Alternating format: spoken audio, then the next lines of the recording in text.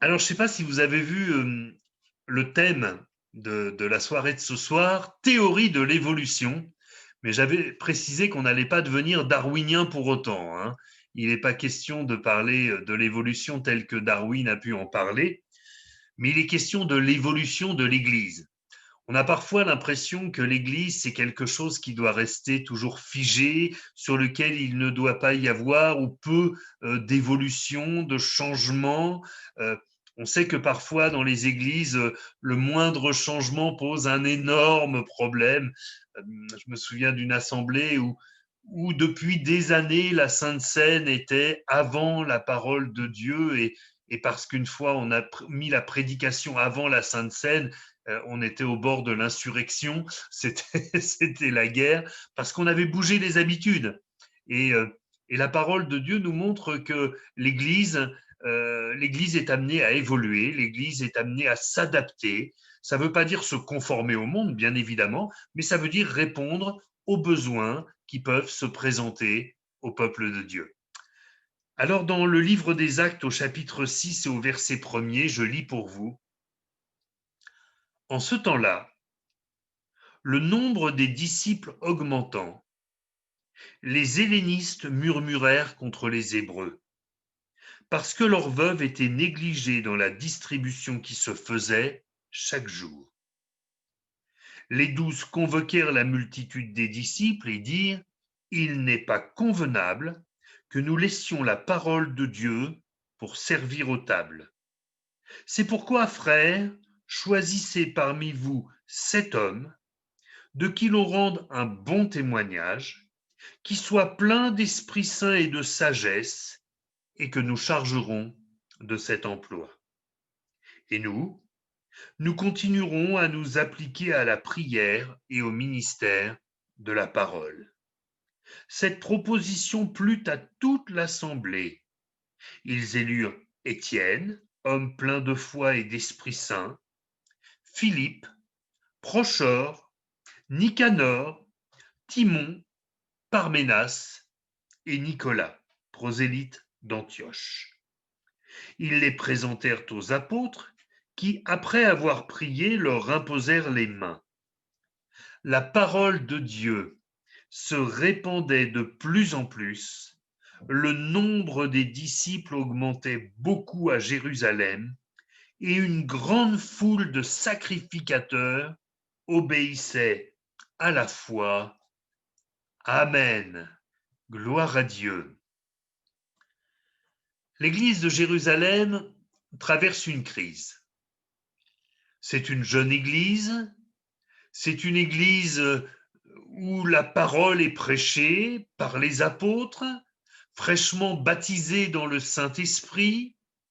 C'est une église où il y a des miracles, c'est une église où il se passe de belles choses, mais pour autant, il y a des protestations, il y a de l'insatisfaction et manifestement, ces choses sont justifiées par des injustices qui sont commises dans l'Église. Les veuves de Jérusalem étaient mieux servies que les veuves venues de la diaspora, c'est-à-dire de la dispersion des Juifs, en particulier dans les terres qui étaient sous l'autorité de la Grèce, d'où ce nom d'helléniste. Donc forcément, elles avaient beau être juives, elles n'étaient pas considérées à l'égal des Juifs qui étaient restés à Jérusalem. Cela fait penser à une situation que les plus anciens d'entre nous ont bien connue. Quand les Français qui vivaient en Algérie ont dû rentrer en France, ils avaient parfaitement la nationalité française, et pourtant, ils ont été confrontés à des injustices, à de la ségrégation, au mépris. Euh, ils, ont, ils n'étaient pas traités de manière équitable. Le problème dans l'église de Jérusalem, c'est que ceux qui s'occupaient de la banque alimentaire étaient des Hébreux.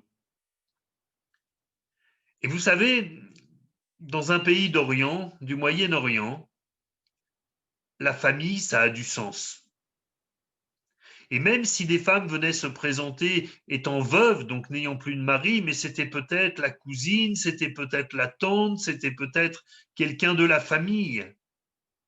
Et culturellement, même si elle avait le droit à une certaine portion, on n'imagine pas de ne pas faire mieux pour ceux que l'on connaît, pour ceux en qui on se sent des obligations. C'est l'état d'esprit en Orient.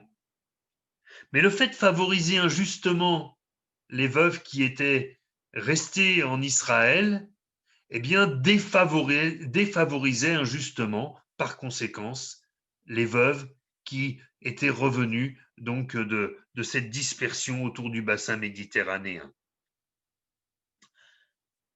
Alors, il y avait plusieurs solutions face à ce problème. La première aurait été que les apôtres tapent du poing sur la table en disant écoutez, vous nous embêtez avec vos histoires, c'est comme ça, point c'est tout, si vous n'êtes pas content, allez voir ailleurs. Ça fait penser un peu à ce qui s'est passé quand le peuple est venu voir Roboam en lui disant écoute, ton papa Salomon, il était un peu dur, le joug était vraiment dur, on en a vraiment bavé avec lui, allège-nous un peu parce que là on n'en peut plus quoi.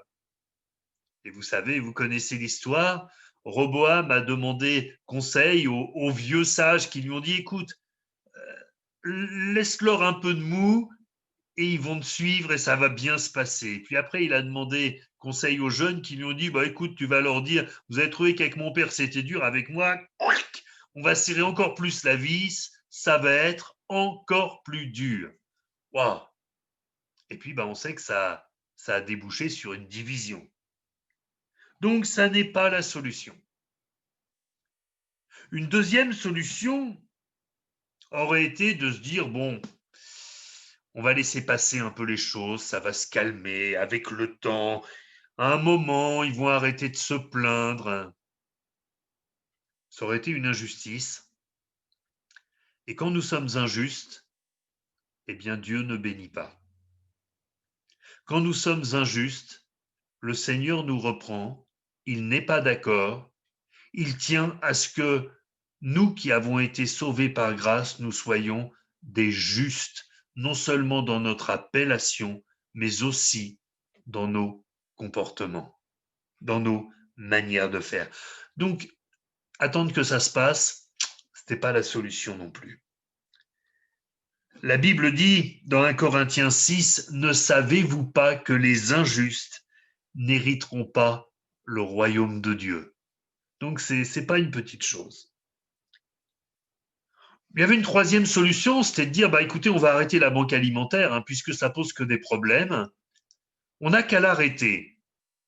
Et puis comme ça, plus personne ne se plaindra, et puis on sera tranquille.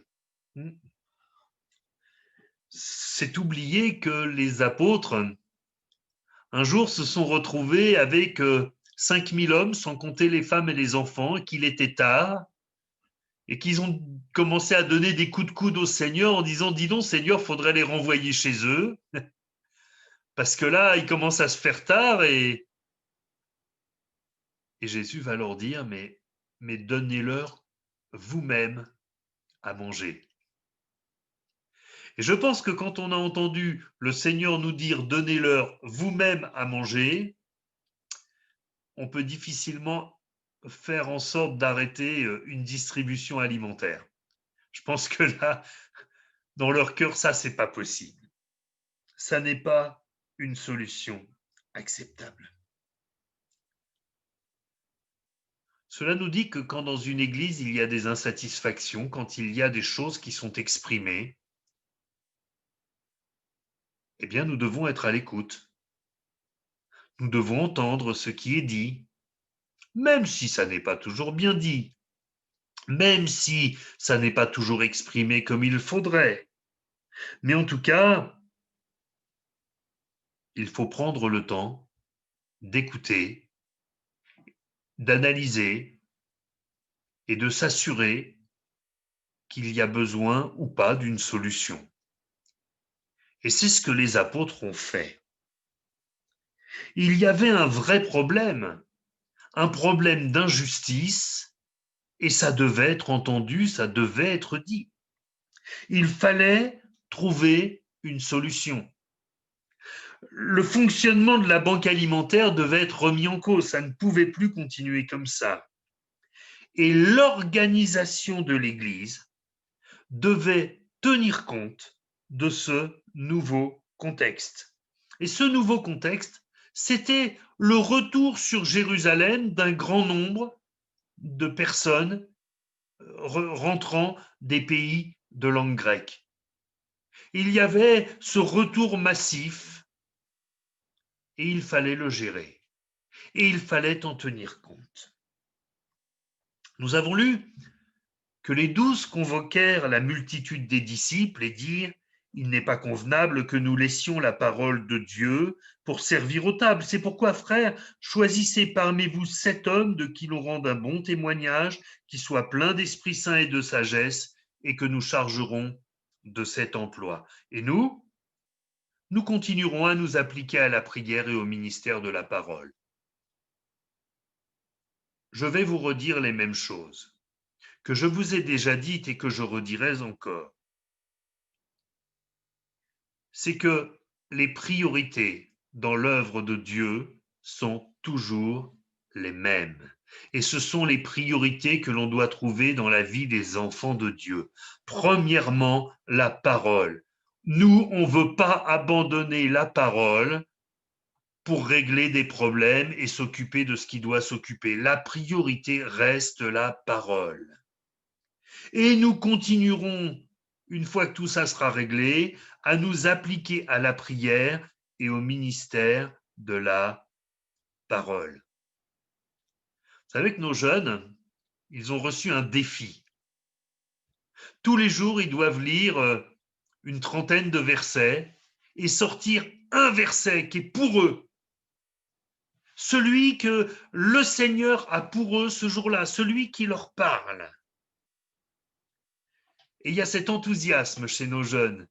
Ils redécouvrent que la lecture de la parole n'est pas une obligation de chrétien, une corvée de plus, mais qu'elle est véritablement la parole du Dieu vivant et vrai, la parole qui parle à nos cœurs, la parole qui s'adresse à nous personnellement, la parole qui répond à nos besoins. Que le nom du Seigneur soit béni. Alors ils s'échangent ensuite sur les réseaux sociaux. Tiens, j'ai reçu tel verset, c'est formidable, ça correspond à mon besoin. Ils redécouvrent la richesse et la vie qu'il y a dans la parole de Dieu. Ça, c'est extraordinaire. Je crois même qu'à ce rythme-là, le groupe de jeunes ne va pas tarder à dépasser d'autres qui ne sont pas dans le groupe de jeunes. Je vous transmets le défi. Hein. Est-ce que vous, chaque jour, vous trouvez dans la parole de Dieu un verset pour votre vie, pour votre journée, pour votre cœur, une réponse du Seigneur, un encouragement, une exhortation, peut-être même une parole qui reprend. Priorité absolue dans nos vies à la parole. Puis, je l'ai lu, nous continuerons à nous appliquer à la prière et au ministère de la parole. Mais oui, il n'y a pas que la parole, il y a aussi la prière. Et sans prière, notre vie ne portera pas de fruits. Si nous voulons des fruits, nous consacrons du temps dans la présence de Dieu. Nous n'écoutons pas les conseils de ceux qui nous disent: oh là là, attention, hein, les réunions Zoom, il ne faut pas trop faire prier, les gens s'ennuient. Oh là là, je ne sais plus qui c'est qui m'a dit ça. Je me suis contenu, hein, j'ai fait un grand sourire, mais j'étais en boule à l'intérieur de moi. Comment ça? Comment les chrétiens peuvent s'ennuyer pendant la prière? Mais sont-ils chrétiens alors s'ils s'ennuient quand ils parlent à leur Seigneur? Eh ouais. Nous prenons du temps. J'ose même dire que nous sacrifions du temps dans la présence de Dieu. Moi, je bénis Dieu pour la soirée de prière qu'on a eue vendredi dernier. Je bénis Dieu, même si on était moins nombreux, mais lundi matin, lundi midi, on a fait ce jeûne et prière. Et il y avait quelques frères et sœurs qui étaient là, qui ont consacré du temps pour le Seigneur. Merci Seigneur. Nos jeunes, nous travaillons pour qu'ils aient une vie de prière. Comme nous avons travaillé pour qu'ils aient le goût tout à nouveau de la parole, nous voulons travailler pour qu'ils aient le goût tout à nouveau de la prière. Non pas comme une corvée, non pas comme une obligation, mais comme une joie, comme une fête. Vous savez que même nos réunions de conseil d'administration sont des réunions de prière. Ah oui, c'est bien beau de se réunir pour prendre des décisions. Mais si on n'a pas la prière dans ces moments-là, pardonnez-moi, mais là, on est à côté de la plaque. On est à côté de la plaque. Nos réunions de moniteurs sont des réunions de prière. On passe du temps à prier. Nos réunions d'animateurs sont... Parfois, on a fait des zooms avec les animateurs d'ados et de jeunes. On avait décidé de parler d'un certain nombre de choses. On n'a pas traité la moitié des sujets parce qu'on a passé du temps dans la prière.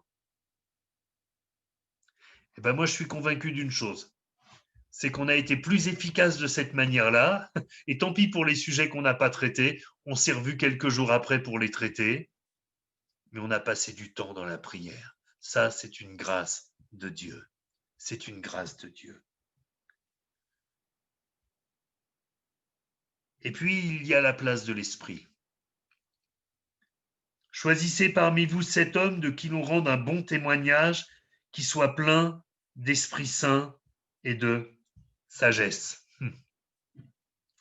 Moi, j'aime bien cette précision qui est donnée. Plein d'Esprit Saint et de sagesse. Ben, ça veut dire une chose. Ça veut dire qu'on peut être plein d'Esprit Saint et pas plein de sagesse. Eh oui. Vous savez, parfois, il y a des déséquilibres, du mysticisme. Le Seigneur m'a dit, le Seigneur m'a dit, le Seigneur m'a dit. Moi, je me souviens d'un frère, il avait toujours des révélations du Seigneur. Un jour, il dit, écoutez, faut absolument puisqu'on a un frère qui vient dimanche prochain pour prêcher, moi j'ai eu à cœur qu'on imprime 2000 invitations, je vais les mettre dans les boîtes aux lettres. Moi j'ai eu à cœur, je sais que pour ce frère-là, les gens vont venir. C'est sûr, je l'ai reçu du Seigneur. Bon. La veille de ce dimanche-là, le frère est tombé malade. Et il n'est pas venu. Eh bien, moi, je dis que le Seigneur savait déjà que le prédicateur qui devait venir n'allait pas venir. Et je crois que, pour le coup, ce frère s'est emballé et qu'il a pris ses désirs pour des réalités. Parce que le Seigneur, sachant que le prédicateur annoncé n'allait pas venir, n'allait quand même pas donner l'idée d'imprimer 2000 invitations et de les distribuer. On n'invite pas 2000 personnes pour un événement qui n'existe pas.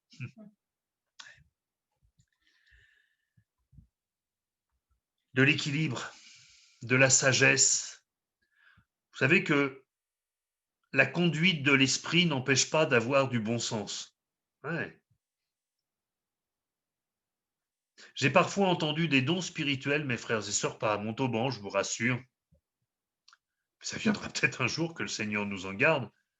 Parfois, j'ai entendu des choses qui étaient présentées comme des dons spirituels, qui étaient des dons peut-être, mais pas spirituels, ça c'est sûr. Quand un don spirituel dit le contraire de la Bible, moi, dans ma Bible, il est écrit que le Saint-Esprit nous rappellera toutes les paroles du Seigneur Jésus. Il n'est pas dit que le Saint-Esprit peut se permettre de dire le contraire du Seigneur. Ça, c'est pas possible. Ça n'existe pas.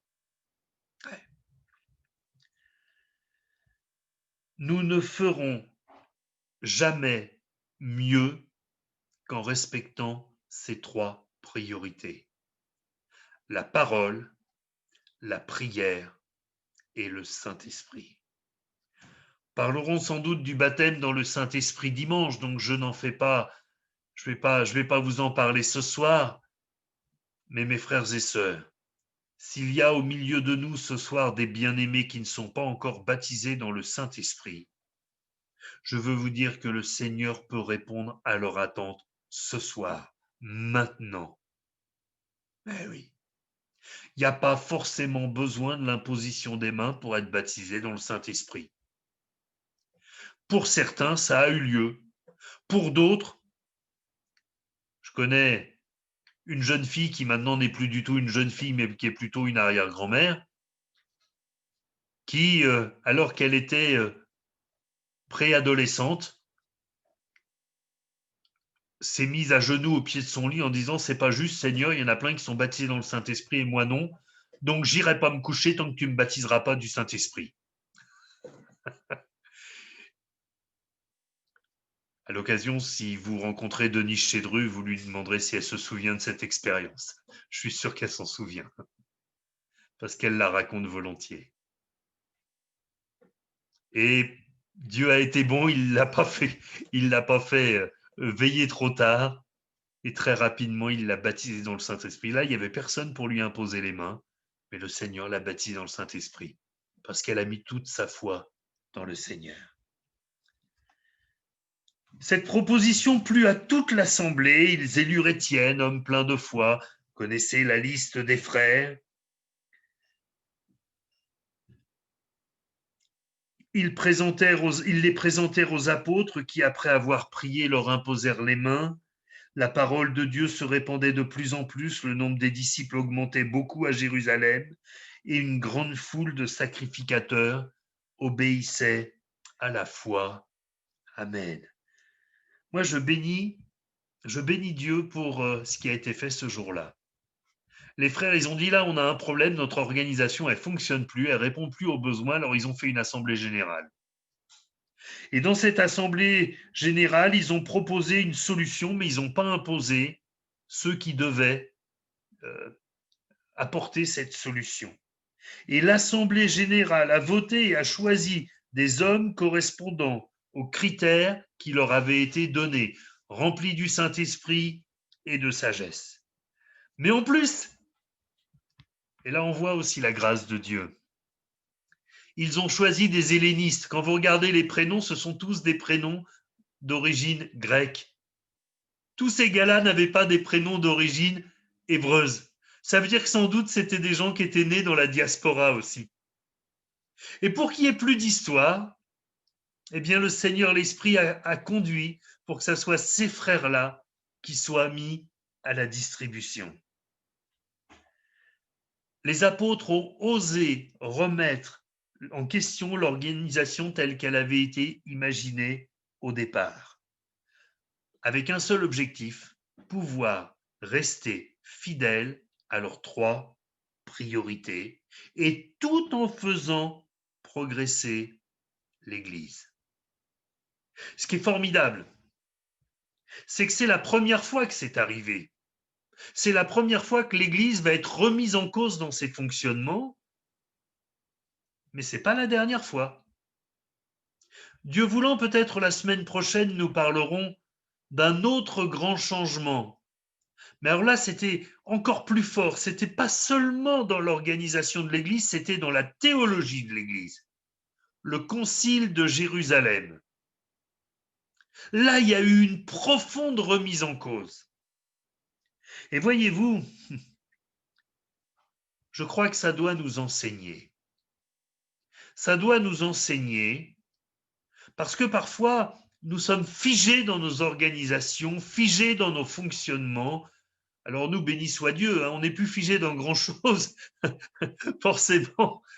Sans bâtiment, sans possibilité de nous réunir, ça nous a défigés. Merci Seigneur, alléluia. Mais peut-être que nous avons besoin quand même d'être prêts à nous remettre en cause.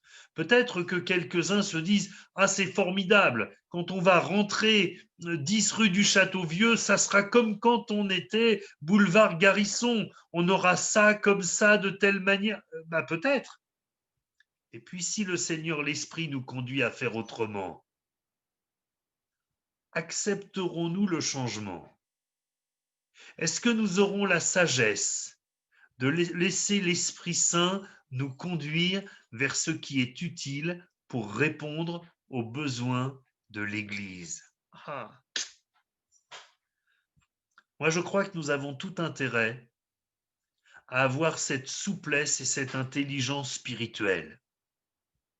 Parce que juste après que ce problème soit réglé, que l'organisation soit remise en cause, il est écrit, la parole se répandait de plus en plus, bah tiens, ça avait été la priorité première. Le nombre des disciples augmentait beaucoup à Montauban et une grande foule d'imams, de curés, de moines et de bonnes sœurs se convertissaient à l'évangile. Alléluia! Je ne trahis pas le texte, hein.